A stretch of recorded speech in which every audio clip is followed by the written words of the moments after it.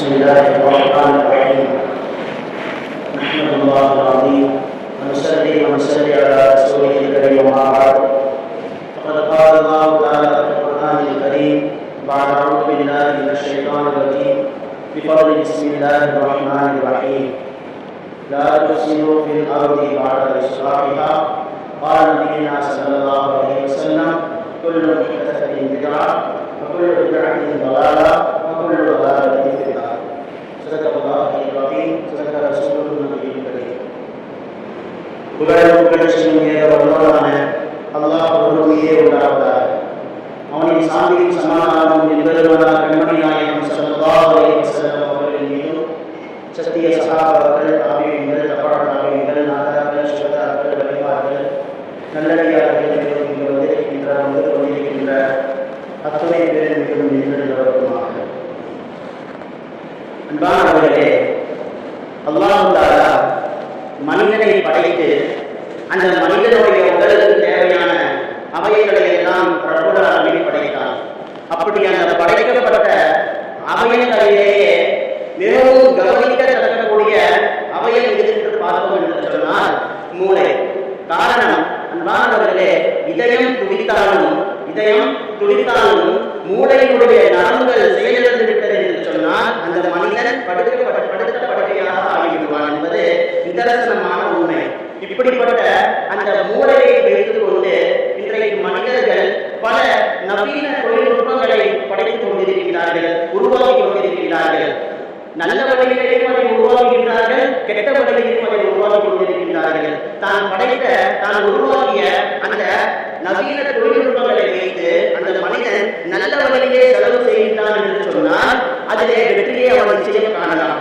அவன் தான் உருவாக்கிய அந்த படைப்புகளை வைத்து அவன் கெட்ட வழியிலே அவன் செலவு செய்தார் என்று சொன்னால் நிச்சயம் அதிலிருந்து உலகங்களும் மிக பெரும் பிரச்சனைகளை தான் அவன் சந்திப்பான் என்பதிலே எந்த விதமான சந்தேகமும் கிடையாது.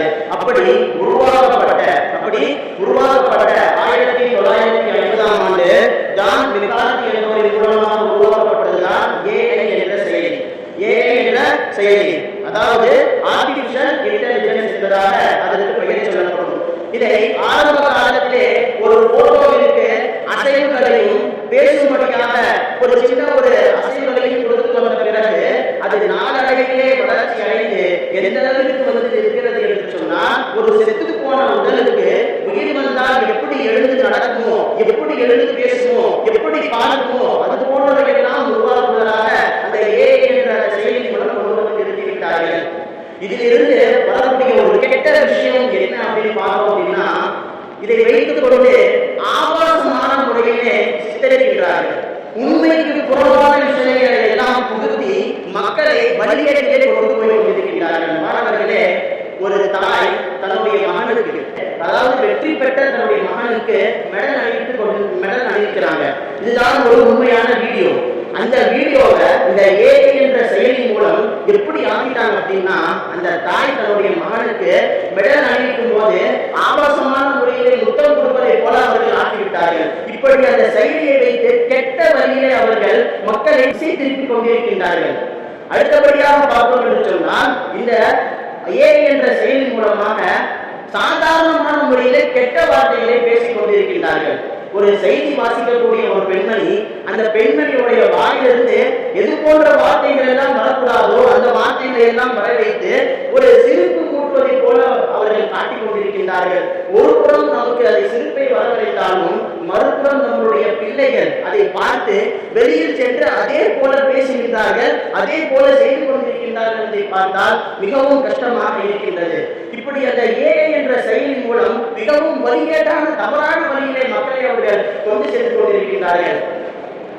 அன்பானவர்களே, இந்த AI என்ற செயலி கடைசியில கொண்டு வந்து எங்க நிறுத்தி இருக்கு அப்படின்னா, அல்லாஹ் தஆலா யாருடைய உடலை பாதுகாப்பது நம்முடைய கடமையாக இருக்கிறது என்பதாக குர்ஆனிலே சொன்னானோ, அப்படிப்பட்ட அந்த ஃபிரௌனுடைய உடலிலேயும் அந்த AI உடைய செயலியை கொண்டு வந்து நிறுத்திட்டாங்க.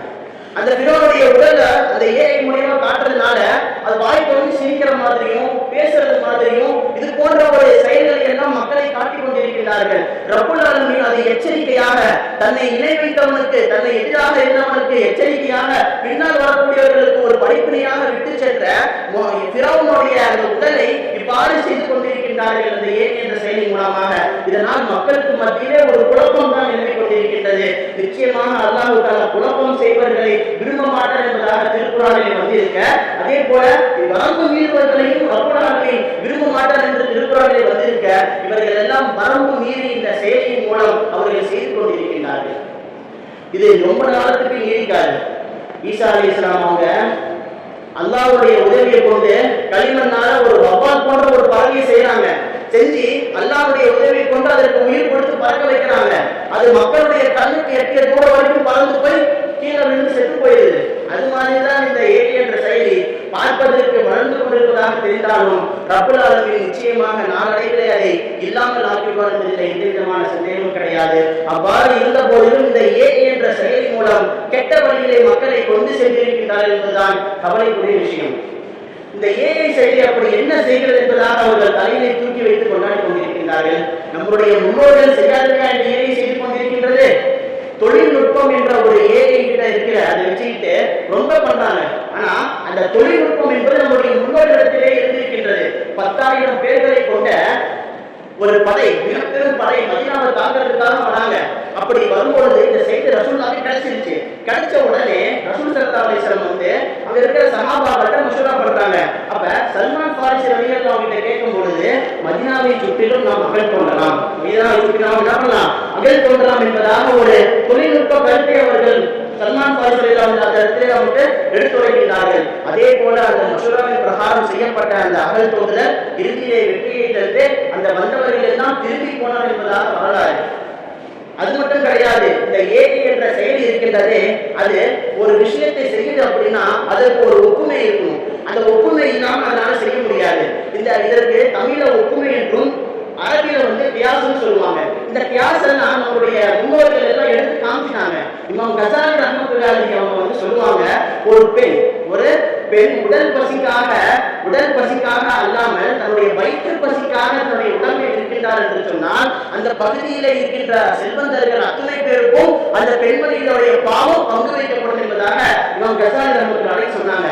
இதை வச்சுக்கிட்டு நம்மளுடைய மருமம் உமர் ஃபாரூக் தாவூத் அவங்க வந்து என்ன ஒரு கிளாஸ் எடுத்தாங்க அப்படின்னா, ஒரு முஸ்லிமான ஒரு மனிதன், அந்த மனிதன் வந்து கோயிலை தாண்டி போகும்போது அந்த கோயிலுக்கு இருக்கிற சிலைக்கு வணங்குறான். அதாவது அல்லாஹ்வுக்கு இணை வைக்கிறான். தன்னுடைய அறியாமையின் காரணமாக, அப்படி அறியாமையின் காரணமாக அல்லாஹ்வுக்கு இணை வைக்கின்றான் என்று சொன்னால் அந்த பகுதியிலே இருக்கின்ற ஆலிம்களுக்கு அதனுடைய பாவத்தை பங்கு வைக்கப்படும் என்பதாக இமாம் நம்மளுடைய ஹஜ்ரத் உமர் ஃபாரூக் தாவூத் அவங்க சொல்லியிருக்கிறாங்க. இப்படி இந்த கியாஸ் என்பது நம்முடைய முன்னோர்களிடத்திலே இருந்திருக்கின்றது. அது மட்டும் கிடையாது, இந்த ஏஐ இருக்கின்றது பல பேர் செய்கின்ற வேலையை வந்து ஒரு ஆளா செய்யறதுனால இதை வந்து எல்லாம் பெருமைப்படுத்தி பேசுறாங்க. இதே பல பேர் செய்கின்ற வேலையை நம்முடைய ஒரே ஆள் அதிகாரிகள் அவர்கள் செய்து காட்டியிருக்கின்றார்கள். ஆம், ஹைபர் போருடைய சமயத்துல ரசூலுல்லாஹ் வந்து பல தளபதிகளை வந்து நியமிச்சு ஹைபர் கோட்டைக்கு அனுப்புனாங்க.